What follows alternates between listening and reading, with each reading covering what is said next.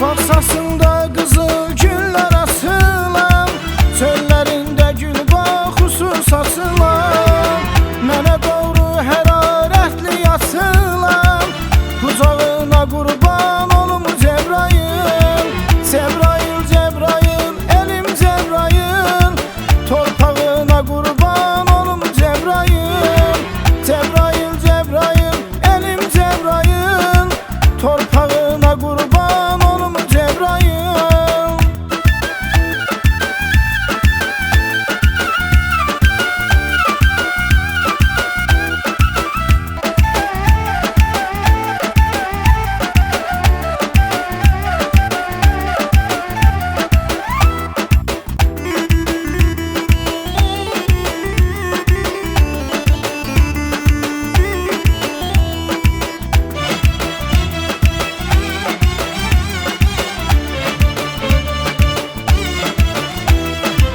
Karaman ocağı Hakk'a dayaqdır, o qaranlıqda bir nurlu çıraqdır.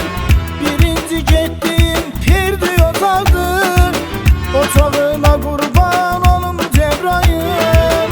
Cebrail, Cebrail, elim Cebrail, torpağına qurban olum Cebrail. Cebrail, Cebrail, elim Cebrail, torpağına qurban olum Cebrail.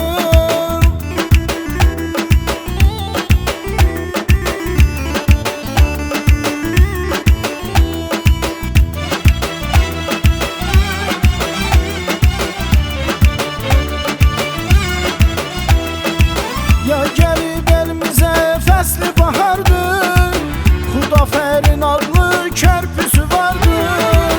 Tarixi qədim diyardır, babalardan miras qalan Cebrail.